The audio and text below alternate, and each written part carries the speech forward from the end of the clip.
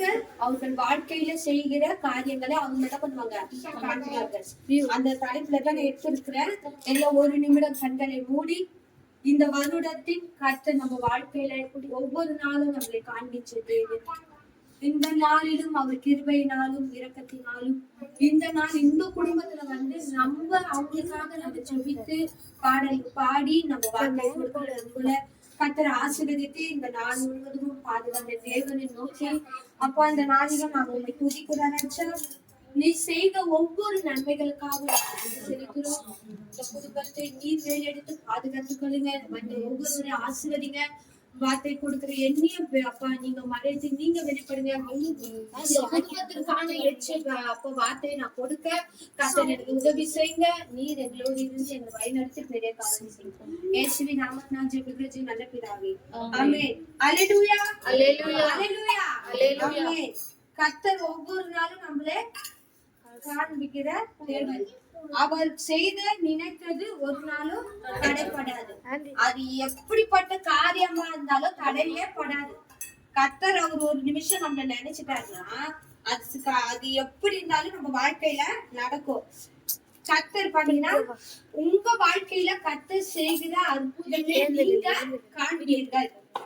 இந்த ஆண்டு கர்த்தர் நம்ம வாழ்க்கையில செஞ்சாலும் செய்யாவிட்டாலும் வருகிற ஆண்டு நம்ம என்ன பண்ணுவோம் அந்த விஷயத்த காண்போம். யார் கண்கள் முன்பாக? நம்ம கண்கள் முன்பாகவே நம்ம காண்போம். நம்ம வாழ்கிற வாழ்க்கைய மத்த ஜனங்கள் முன்பாக அவங்க என்ன பண்ணுவாங்க காண்பாங்க. யார விசுவாசிக்கிறீங்க? அம்மே இப்ப ஆண்டி சொன்ன மாரி நிறைய சொன்னாங்க சாட்சி. இப்ப அந்த சாட்சி எல்லாம் இப்போ அவங்க சொல்லிட்டாங்க. இப்ப நம்ம கேட்டுட்டோம், நம்ம ஜெபிச்சுட்டோம். அது நடந்தாதான் நம்ம என்ன பண்ணுவோம் காண்போம். இப்ப அவங்களுக்கு ஒரு விசுவாசம் இருக்கும். இதெல்லாம் நான் சொல்லிட்டேன், கர்த்தர் எனக்கு என்ன பண்ணுவாரு செய்வாரு. அப்ப அவங்க என்ன பண்ணுவோம், இப்போ இவங்க இருக்கிற நிலைமையில இப்ப அவங்க சொன்ன சாட்சியெல்லாம் ஜனங்கள் எல்லாம் என்ன பண்ணோம் காணும். இப்ப அடுத்த வாட்டி நம்ம வரும்போது அந்த சாட்சியெல்லாம் அவங்க பெற்று கொண்டத நம்ம கேட்டு நம்ம கண்ணால நம்ம என்ன பண்ண போறோம் காண்ப போறோம். கர்த்தர் முதலாவது பெரிதானவைகளை முதல்ல காண்கின்ற தேவன். அப்ப நம்ம பெரிதானவைகளை கர்த்தர் என்ன பண்ணுவாரா காண்பிப்பாரா. யோவான் 1:50. இயேசு அவனுக்கு பிரதியுத்தரமாக, அத்திமரத்தின் கீழே உன்னை கண்டேன் என்று நான் உனக்கு சொன்னதினாலே விசுவாசிக்கிறாய், இதிலும் பெரிதானவைகளை காண்பாய் என்றார். ஆமென். இயேசு அவனுக்கு பிரதியுத்தரமாக யோவான் 1:50 இயேசு அவனுக்கு பிரதியுத்தரமாக, அத்திமரத்தின் கீழே உன்னை கண்டேன் என்று நான் உனக்கு சொன்னதினாலே விசுவாசிக்கிறாய், இதிலும் பெரிதானவைகளை காண்பாய் என்றார். இதுல யாரு பத்தி சொல்லியிருக்காரு ஏசப்பா?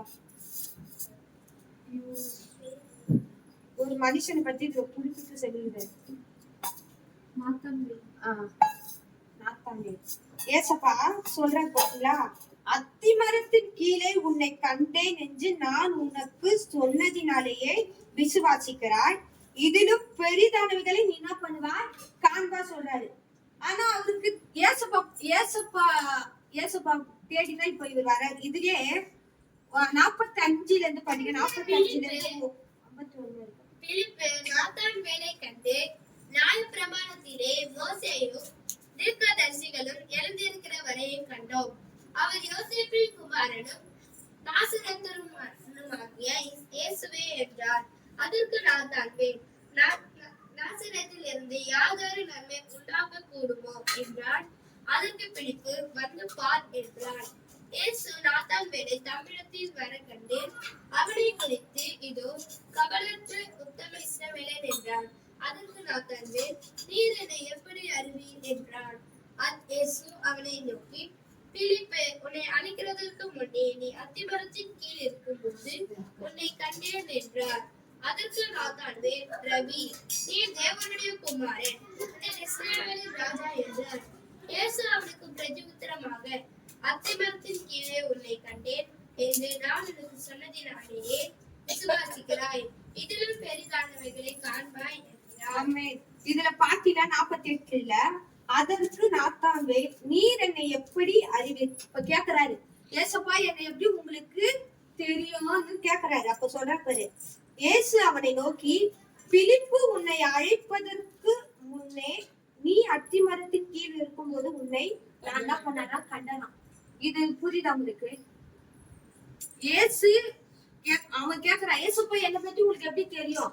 நான் இப்பதானே வரேன் அப்படின்னு கேக்குறான். அப்ப இயேசு சொல்றாரு, நீ அத்தி மரத்தின் கீழே நீ இருக்கும் போதே நான் உன்னை பாத்துட்டேன். அப்ப அவர் வந்து அத்தி மரத்தின் கீழே உட்காந்துருந்தாரா? இல்ல.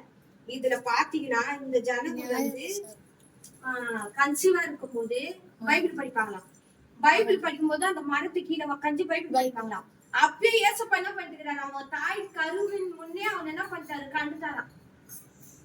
அது சொல்ற ஏசப்பா, நீ அத்தி மரத்தின் கீழே இருந்த பத்தியா, அப்பயே நான் உன்னை பாத்துட்டேன் அப்படின்னு சொன்னாரு. அப்ப அவன் தாயின் வயிற்றின் உள்ள இருக்கும் போதே ஏசப்பா கண்டுட்டாரு. அப்ப நம்மளே ஏசப்பாக்கு தானே கண்டிருக்காரு. அப்ப இது எவ்வளவு பேர் சாட்சி? இதுவே ஒரு அற்புதம் தானே அந்த வாழ்க்கையில. ஏசப்பா சொல்றாரு, நீ அங்க இருக்கும் போதே நான் உன்னை பாத்துட்டேன், நீ யாருன்னு எனக்கு தெரியும். அப்பதான் தெரியும் அவனுக்கு. அப்ப ஏசப்பா வந்து பெரிதான காரியங்களை நம்ம வாழ்க்கையில காணும்படி செய்கிற தேவன். நம்ம வாழ்க்கையில அவருக்கு வந்து ஒரு சின்ன கடுகு தான் இருக்கும் அந்த பெரிதான காரியம். ஆனா நம்மளுக்கு எப்படி இருக்கும், ஒரு மலை போல இருக்கும், இல்லைன்னா ஒரு கடல் போல இருக்கும். இது என் வாழ்க்கையில நடக்காதா அப்படின்னு இருக்கும். ஆனா அது ஏசப்பாக்கு ஒரு சின்ன விஷயம் தான். எப்படி நாத்தாவேலு ஏசப்பா கண்டாரோ அதே போலதான் நம்மளே கண்டு இருக்கிற தேவன். அல்லேலூயா. ஏசப்பா நம்மள கண்டது. அப்ப நம்ம வாழ்க்கையில இருக்கிற பிரச்சனைகளே கர்த்தர் கண்டு இருக்கிறார். அவங்க வாழ்க்கையில எப்படி நாத்தானுக்கு எப்படி சொல்றாரு அதே போலதான் நம்ம வாழ்க்கையில ஏசப்பா என்ன பண்ணுவாரா, பெரிதான காரியங்களை செய்கிற தேவனா இருக்கிறாரு. அதே யோவான் 11:40.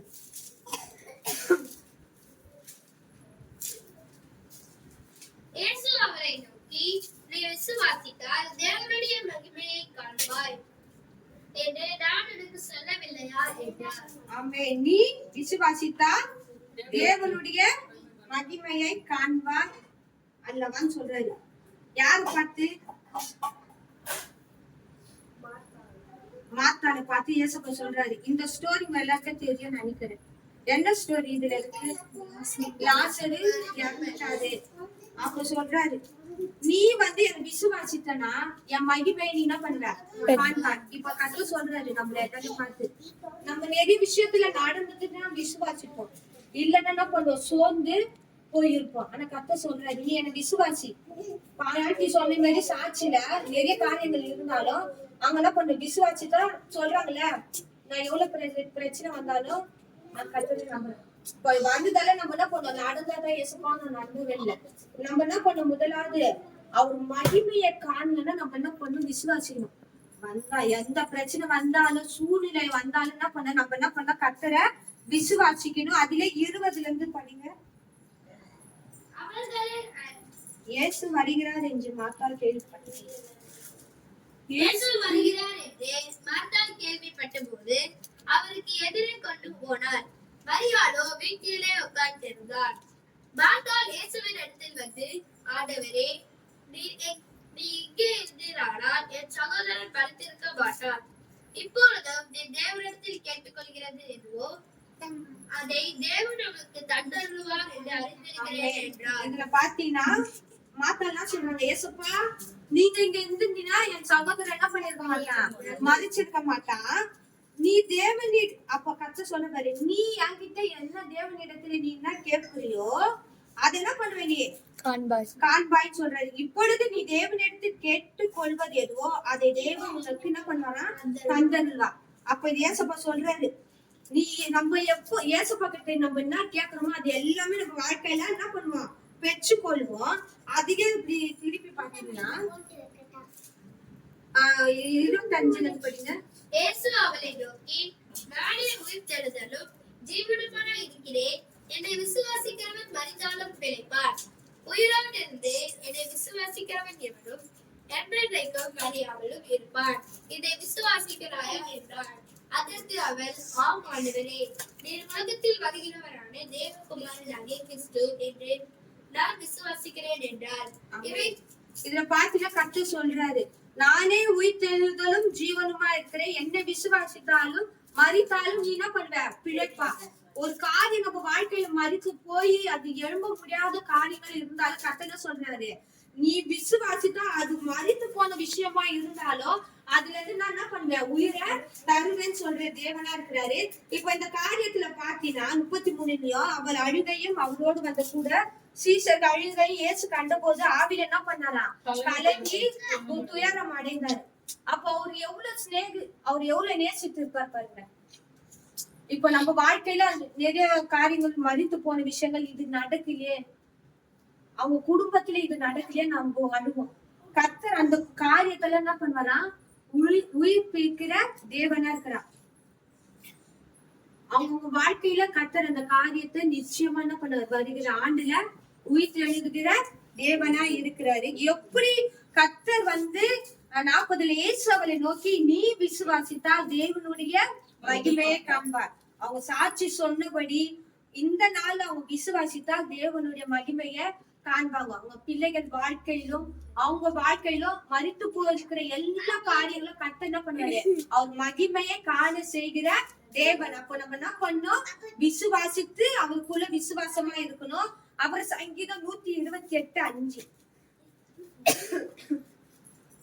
கர்த்தர் சீயோனில் இருந்து உன்னை ஆசீர்வதிப்பார், நீ ஜீவனுள்ள நாளெல்லாம் எருசலேமின் வாசலை காண்பாய். ஆமென். கர்த்தர் சீயோனில் இருந்து உன்னை என்ன பண்ணுவாரா, ஆசீர்வதிப்பார், நீ ஜீவனுள்ள நாளெல்லாம் எருசலேமின் வாசலை காண்பாய். அப்ப கர்த்தர் நம்மள எங்க ஆசீர்வதிக்கிறாரு, சீயோனில இருந்து நம்மள ஆசீர்வதிக்கிறார். இந்த ஆண்டு கர்த்தர் நம்ம வாழ்க்கையில செஞ்சாலும் செய்யா கட்டியும் கர்த்தர் நம்ம வருகிற ஆண்டுல என்ன பண்ணுவாரா, ஆசீர்வாதத்தை தருகிற தேவன். அதை நம்ம ஜீவனுள்ள நாளெல்லாம் நம்ம அந்த வாழ்க்கையை நம்ம என்ன பண்ணுவோம், காண்போம். அவங்க பிள்ளைகள் வாழ்க்கைய அவங்க பெற்றோர் என்ன பண்ணாங்க, காண்பாங்க.